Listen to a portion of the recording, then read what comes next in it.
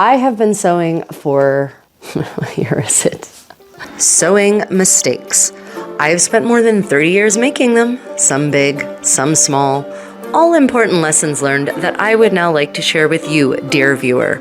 Let us take a tumble through some of the iconic pieces of my medieval and Renaissance wardrobe and see what exciting errors we may find. I have been attempting to turn fabric into some semblance of medieval and or Renaissance clothing since I was 14, which would mean almost 30 years at this point. Now, ladies and gentlemen, when I started as a little girl, there was no internet really to speak of. But by the time I was actually seriously sewing, the internet was really just a vast wasteland of chat and porn and had no information really worth knowing or worth considering. And my local libraries were very small, and I didn't even understand that library loan was a thing, nor did I think to ask if it was a thing. So I didn't know that I could get more informative publications by having them sent to me. What that means, ladies and gentlemen, is that I have spent the last 30 years nearly destroying fabric in the quest for sartorial knowledge of a historical type, which means that in my wake I have left a vast graveyard of fabric. And so I would like to prevent you, dear viewer,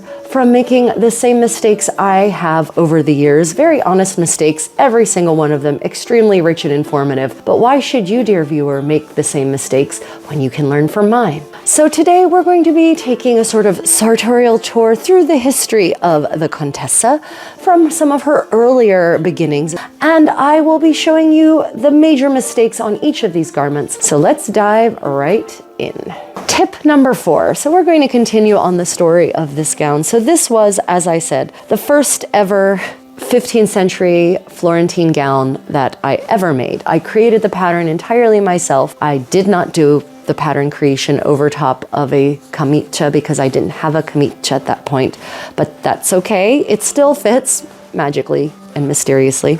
But the point is that I made many mistakes because there were no other experts on 15th century fashion or sartorial arts anywhere near me. The internet was still a vast wasteland of chat and porn with a little bit more, but still not the kind of details I would have needed at the time. And so I made all sorts of mistakes in my efforts to recreate this gown. First other mistake other than peg lining was the lacing holes. So tip number 4, do not use a hole punch to punch out your lacing holes, ever. Punching out holes, it's not just a question of inauthentic technique. Medieval garments, definitely, lace holes were never punched out. I don't even know if I guess they had die punches, possibly for leather, so they probably could have punched holes in fabric, but that's not the point. The point is that if you punch a hole in the fabric, you create a hole in your fabric. And you don't want holes in your fabric, guys.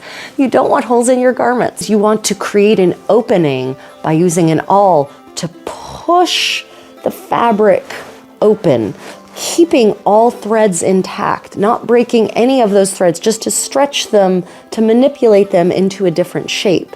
And in doing so, you end up creating a strong opening because you have all of those threads now in one compact area instead of being spread out across the weave. And then when you finish your hole with appropriate stitches, whether that's a whip stitch or a buttonhole stitch, you end up with basically a fabric grommet, right?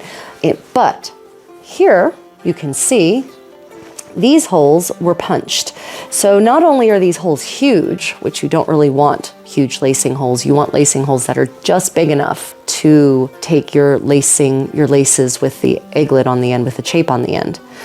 Right? So these holes are not only too big, but they're weak spots. And you can see where tight lacing over the years has pulled, and you can see also where the cut edge of the fabric, where I punched that hole and removed that fabric forever, irrevocably, is now coming out of the whip stitches. Whereas if I had just used an awl to push open the fabric, to push open the weave, and then whip stitched the entire thing that way, then there'd be no cut edges to come out. There would be no weak spot. There would be a strong spot, actually. And in fact, I did that all everywhere. Yes. Yes, so I did. I punched holes everywhere. I punched smaller holes on the sleeves. So go me, I guess, because I realized I didn't want big giant holes in my sleeves, in the sleeve lacing. But even still, the same problem. The sleeves don't have nearly as much strain placed upon them as the front opening lacing holes, but still you can see here where fibers are, where edges of the fabric are just popping right out. So tip number 4, please always use an awl to create your lacing holes. And please do not use metal grommets. Metal grommets also punch holes in the fabric, either holes or slices, which are just as bad basically because it's still creating a weakness in your fabric. But also I have never encountered evidence of metal grommets in garments, in medieval and Renaissance garments that are extant. What we do have, if you want to add strength, it's not so much a grommet like you would understand a grommet, but we do have, for example, the farsetto of Diego di Cavanieria, which is an arming / civilian garment. It's meant to be worn as both. You can tell that in how it's constructed, where the skirt of his farsetto, his doublet, actually some of the lacing holes you can tell were used for his hosen, and they're just regular lacing holes punched with an awl, all fabric. But the lacing holes that were used to support his leg harness, his leg armor as you might know it, those have metal rings underneath of the thread. So if you want to add strength to your holes for whatever reason, use the awl to punch it open, and then when you're finishing it, get a metal ring and whip stitch or buttonhole stitch the metal ring into your hole, and there you will have it. Your perfect, extra strong, and also authentic lacing hole, if that matters to you. No judgment from me. You get to choose your level of pain in your historic authenticity. What I choose for me may not be right for you, and that's fine. And I'm sorry if that offends some of the reenactors out there who decided that they get to gatekeep what counts as authentic enough, but authenticity is a spectrum. It is not an absolute, and anyone who says they have an absolutely perfectly authentic garment, they're lying to themselves, because I will bet dollars to donuts they did not, that fibers weren't made from heirloom silkworms using 100% 15th century equipment, that those silkworms were probably not fed a 15th century heirloom variety of mulberry leaves. You see where I'm going with this, right? There is no bottom to how authentic you can get. Okay, soapbox off. Cheeky self-promotion time. If you are enjoying this video, please hit the thumbs up and subscribe and the notification bell if you want to know when I launch new things. And if you want to do more to support my work, then consider the super thanks button on YouTube, or maybe becoming a patron on Patreon, which comes with a whole host of perks and extras like access to premium tutorials, multiple hour ones in fact, and discounts on classes. And now back to your regularly scheduled Contessa. Part B to lacing hole tips. And I guess this might count as tip number 5. Still pertaining to lacing holes, still this gown. When you position your lacing holes, make certain you account for the fact that when you poke the hole will widen. And what I mean is you need to make sure you place your lacing hole, the center of your lacing hole point when you're laying out your lacing holes, far enough from the edge of your garment so that it doesn't push into the edge and kind of make the edge bulge. Because you can see up close here how I really place the hole too close to the edge here on the bottom holes especially, because now the edge kind of bulges out. And if I had just placed the center of the mark for the center of my hole a little further back from the edge, then that would have not happened. You can see there's a little bit of that on all of these. Make sure you place the center point for your lacing hole far enough from the edge that when you poke open the hole, there is still plenty of room for the hole to be created, and still a little bit of protective solid edging that will help reinforce the edge of your opening and create strength for lacing your garment shut. Because let's be honest, if you've got laces in your garment, it's because the garment is tight, and therefore you want it to be strong on the edge. Tip number 6, whatever you plan on doing to your fabric after you create your garment is what you should do to the fabric before you create your garment. This means if you plan on washing your garment in a washing machine by hand, if you plan on putting it in the dryer, you must do all of that to the fabric before you turn it into a garment. Because if you do not do that, if you do not pre-wash your fabric, if you do not pre-dry your fabric, but you do post-wash it and you do post-dry it, post being post-creation, you will end up with most likely tears. Most fabrics will have some shrink, and every fabric will be slightly different about how much it will shrink. Wool will not necessarily ever stop shrinking until it is felted because of the nature of wool. And I know I've read some people who say, well, as long as you tumble dry it beforehand, it will be fine. No. I have a friend. She made a beautiful 12th century style wool tunica for her husband. She didn't know this about wool because most of us have never, especially in America, most of us have never actually dealt with real wool in our lives until we get into historical reenactment. Most wools that are available on the market have nylon or something else added to them or aren't real wool, in fact, at all, just made to look like wool. Anyway, this friend of mine made this 12th century garment. Her husband wore it. She decided it needed to be washed, so she washed it. And she took it out of the washing machine, and it was now small enough to fit her. She is about a foot shorter than her husband. Well, she didn't learn her lesson, so she wore it and she got some food on it, and even though that really she should have just scraped it off by hand because that's the beauty of wool, she washed it again. Apparently a slow learner is my friend. And the tunic became small enough for her 10-year-old child, who was significantly smaller than she was.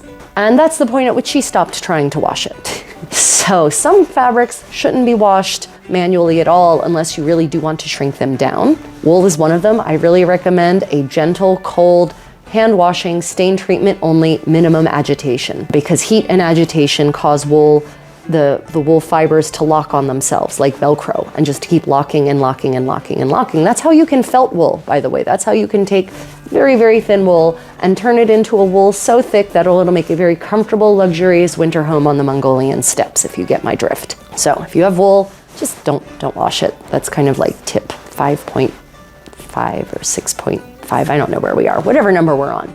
But for other fabrics even, like silk, like linen, they do have a maximum shrink point generally. So if you plan on laundering these using modern laundering methods after you create your garment, then please do launder them first, because otherwise you might end up with something that won't fit you properly. I made this mistake, and unfortunately I don't have the kirtle anymore. I gave it to someone who was actually the size of the kirtle after I washed it. It was a beautiful white silk damask kirtle, just like the one that Cecily Neville apparently had, that I found in her will. It fits so beautifully underneath of my Franco-Burgundian style overgowns, and the hem got dirty because it's white. It's just what hems do when you wear them, even indoors, because people, especially in different parts of the world, wear shoes indoors, and so they track dirt into the space, and this space had plenty of dirt. And so I lazily washed it. This was many years ago. Things I've learned the hard way. I hope you learned from these lessons, ladies and gentlemen. Anyway, I put it in the washing machine, and I think I put it in the washing machine on hot. Well, it came out the size of a child's kirtle. No longer anywhere near the right size for me. I wept bitter tears because that was an entirely hand-sewn kirtle. I think one of my first entirely hand-sewn garments. So learn from my lesson. Please pre-launder your fabrics if you plan on post-laundering them. Whatever you do before, do after. Moving on. Tip number 6 or 7, make certain that when you cut the neckline out, you take into account seam allowance. And also that probably no matter how low you think you've cut that neckline out, it's probably lower than you think. So this gown, you might see there's a panel here in front, an additional panel that I had to add on. So when I cut the neckline of this out, thinking I just knew how low the neckline had to be. Well, I hand sewed this dress, I finished it up, I was wearing it at a 2-week medievalist fair festival event thing called pennsic, and I put it on and it was shockingly low. And there were some knights in camp, and I showed it to them upon my person, and I inquired whether they thought the neckline was too low. They very swiftly informed me that they did not think it was too low at all. Well, ladies and gentlemen,